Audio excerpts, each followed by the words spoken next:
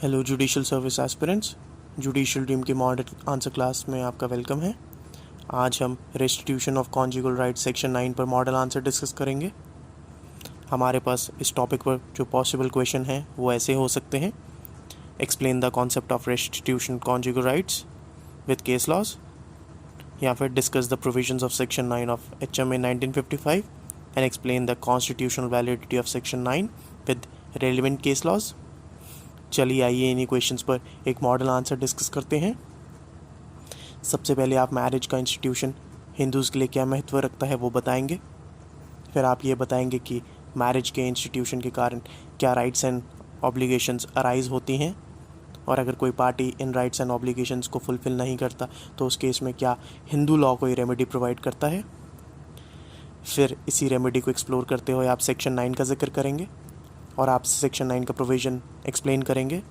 ध्यान रखें, आप बेयर एक्ट का प्रोविज़न एज इट इज़ ना लिखें, आप इसे लिख सकते हैं according to this section if any spouse whether husband or wife fails to perform his or her matrimonial obligations and has withdrawn from the society of other spouse, then the aggrieved party can file a petition in a district court for restitution of conjugal rights. इस पर आप Ranjana Kejriwal versus Vinod Kejriwal Bombay high court का एक case लिख सकते हैं, जिसमें एक असेंशियल बताया गया था जो प्राइमा फेसाई एसेंशियल है रेस्टिट्यूशन ऑफ कॉन्जुगल राइट्स की डिग्री पाने के लिए, जो कि है मैरिज। कोर्ट ने बोला था वे there is no valid marriage between the parties, the degree of restitution of conjugal rights could not be granted. इसके बाद आप further briefly restitution of conjugal rights section 9 के एलिमेंट्स को एक्सप्लोर करेंगे, जैसे कि आप कॉन्जुगल राइट्स का मीनिंग बताएंगे जो कि है मैट्रिमोनियल राइट्स।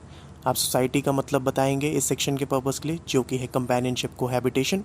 फिर आप विड्रॉन फ्रॉम सोसाइटी का मतलब बताएंगे और इसको डिजर्टेशन से कंपेयर करेंगे।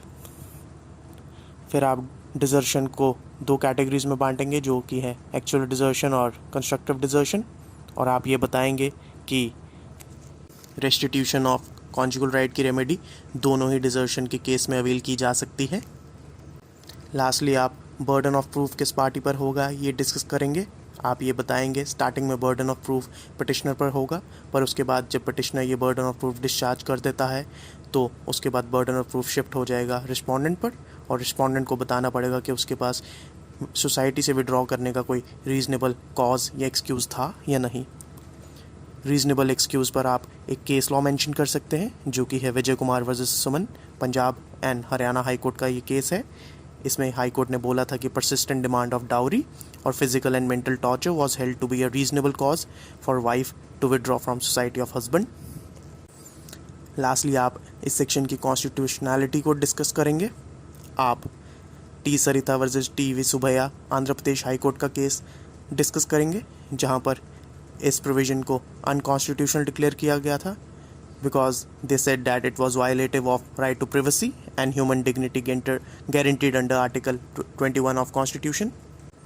फिर फाइनली आप सरोज रानी वर्सेस सुदर्शन कुमार चड्डा, जिसने पुरानी जजमेंट को ओवररूल किया था, ये सुप्रीम कोर्ट की जजमेंट है 1984 की, इसको डिस्कस करेंगे, जिसमें बोला गया था the remedy of restitution aims at cohabitation and not merely sexual intercourse, and it is one of the element of matrimonial relation. It does not enforce sexual intercourse, so it does not affect the right of privacy and human dignity, जो कि claim किया गया था हमारी Andhra Pradesh high court के judgement में. Hence it was declared to be constitutional.